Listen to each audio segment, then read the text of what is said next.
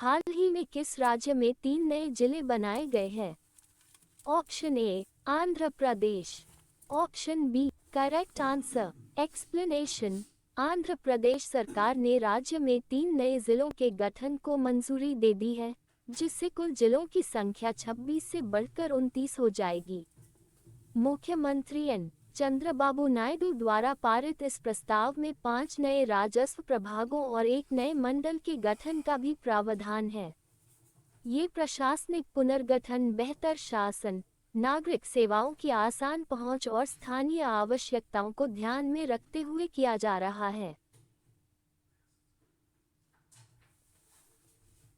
निम्नलिखित में से किस भारतीय शहर को 2030 के राष्ट्रमंडल खेलों की मेजबानी प्राप्त हुई है? Option A New Delhi, option B Bengaluru, option C Ahmedabad. Correct answer explanation. एक ऐतिहासिक घोषणा के तहत अहमदाबाद को 2030 कॉमनवेल्थ गेम्स की मेजबानी के लिए चयनित किया गया है, जिससे भारत एक बार फिर वैश्विक खेल जगत के केंद्र में आ खड़ा हुआ है। 2010 दिल्ली कॉमनवेल्थ गेम्स की खामियों की यादें अभी भी दुनिया के मन में ताज़ा हैं, इसलिए भारतीय अधिकारियों ने दृढ़ता से आश्वासन दिया है कि इस बार स्थिति बिल्कुल अलग होगी।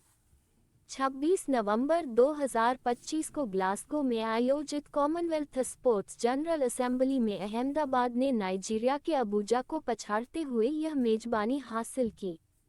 यह आयोजन कॉमनवेल्थ गेम्स मूवमेंट के शताब्दी वर्ष के साथ मेल खाएगा, जिससे 2030 का संस्करण प्रतीकात्मक और रणनीतिक दोनों दृष्टियों से अत्यंत महत्वपूर्ण बन गया है। हाल ही में भारतीय सेना ने किस देश के साथ संयुक्त सैन्य अभ्यास सूर्य किरण 19 शुरू किया है? Option A Thailand, option B Nepal. Correct answer explanation. Bharat और नेपाल के बीच वार्षिक संयुक्त सैन्य अभ्यास का 19वां संस्करण सूर्य किरण XIX 2025 उत्तराखंड के पिथौरागढ़ में 25 नवंबर 2025 से शुरू हो गया है। यह अभ्यास 8 दिसंबर 2025 तक चलेगा। इसका उद्देश्य दोनों पड़ोसी देशों के बीच संचालनात्मक समन्वय, रणनीतिक समझ और अंतरसेनात्मक सहयोग को मजबूत करना है। हाल ही में प्रधानमंत्री नरेंद्र मोदी ने Safran aircraft engine services India SASI सुविधा का वर्चुअल उद्घाटन कहाँ किया है? Option A Chennai, option B Mumbai, option C Indore, option D Hyderabad. Correct answer explanation. प्रधानमंत्री नरेंद्र मोदी ने हाल ही में हैदराबाद, तेलंगाना में Safran aircraft engine services India SASI सुविधा का वर्चुअल उद्घाटन किया। इस अवसर पर बोलते हुए प्रधानमंत्री ने कहा कि भारत दुनिया के सबसे तेजी से बढ़ते घरेलू विमानन बाजारों में से एक है। हाल ही में किस राज्य में सरदार 150 यूनिटी मार्च नाम से राष्ट्रीय पदयात्रा को हरी झंडी दिखाकर रवाना किया गया? Option A Gujarat, correct answer explanation. Gujarat के मुख्यमंत्री भूपेंद्र पटेल ने त्रिपुरा के मुख्यमंत्री प्रो डॉक्टर मानिक साहा के साथ आज गुजरात के आनंद स्थित वल्लभ विद्यानगर से सरदार 150 यूनिटी मार्च की राष्ट्रीय पदयात्रा को हरी झंडी दिखाकर रवाना किया।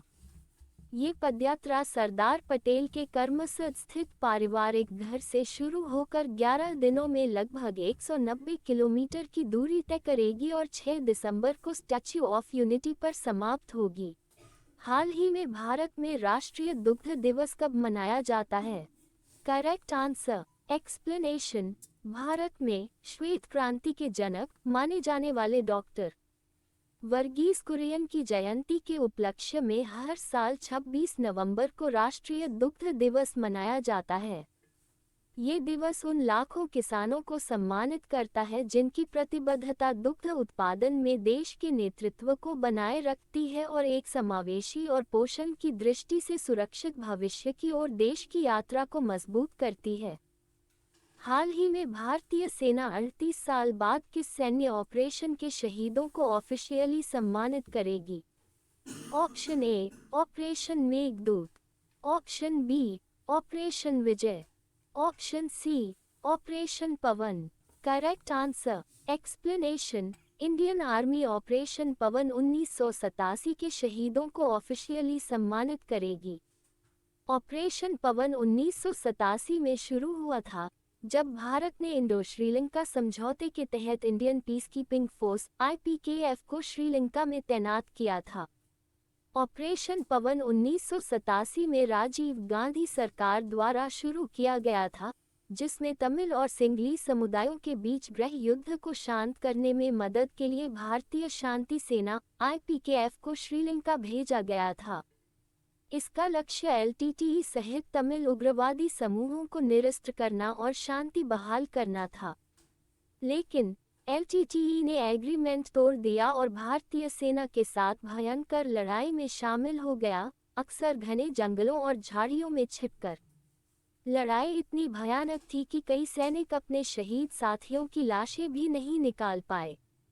लंबे समय से इंतजार किया जा रहा ये श्रद्धांजलि उन हजारों जवानों को राष्ट्रीय पहचान दिलाती है जिन्होंने तमिल सिंगला संघर्ष के दौरान बहुत मुश्किल हालात में सेवा की थी।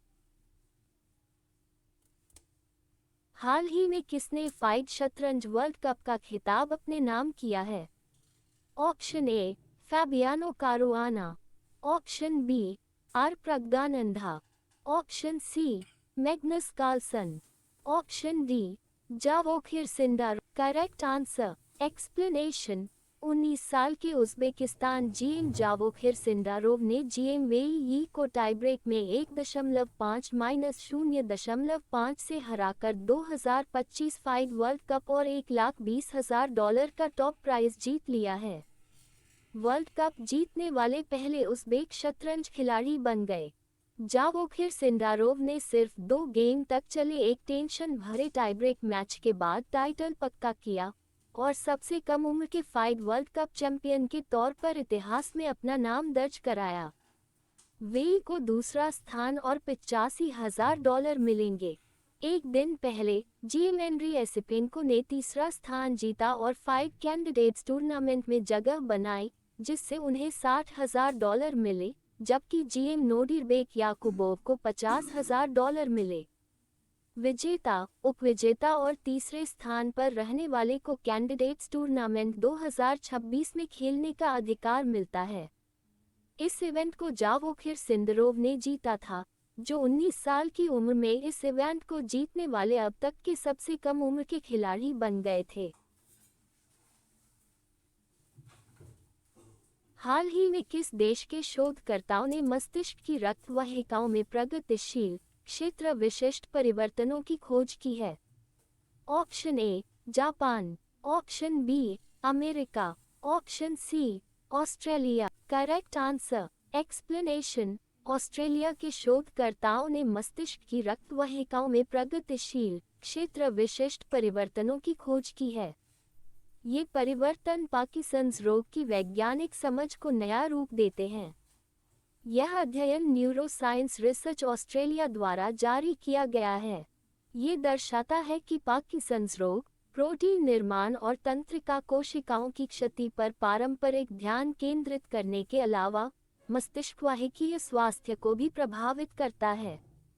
वैज्ञानिकों ने रक्त प्रवाह और रक्त मस्तिष्क अवरोधन कार्य में व्यवधान के साथ साथ स्ट्रिंग वाहिकाओं की संख्या में वृद्धि देखी। स्ट्रिंग वाहिकाएं निष्क्रिय केशिका अवशेष हैं। यह अध्ययन न्यू साउथ वेल्स विश्वविद्यालय और सिडनी विश्वविद्यालय के सहयोग से किया गया था। यह अध्ययन ब्रेन पत्रिका में प्रकाशित हुआ था। इन संवहनी परिवर्तनों पर ध्यान केंद्रित करने से पार्किंसंस रोग की प्रगति धीमी हो सकती है। शोधकर्ता इस बात की जांच कर रहे हैं कि क्या लेवी बॉडीज वाले मनोभ्रंश और अल्जाइमर रोग में भी इसी तरह के रक्तवाहिका परिवर्तन होते हैं। लेवी बॉडीज प्रोटीन के असामान्य समूह हैं। ये पार्किंसंस रोग, लेवी बॉडी डिमेंशिया से प्रभावित न्यूरॉन्स के अंदर विकसित होते हैं। लेवी बॉडीज कई अन्य विकारों, जैसे मल्टीपल सिस्टम एट्रोफी, में भी विकसित होते हैं। हाल ही में किसको 2025 लोकनायक फाउंडेशन साहित्य पुरस्कार के लिए चुना गया है? Option A S.L. Mehrappa, option B Vilamala Simanna. Correct answer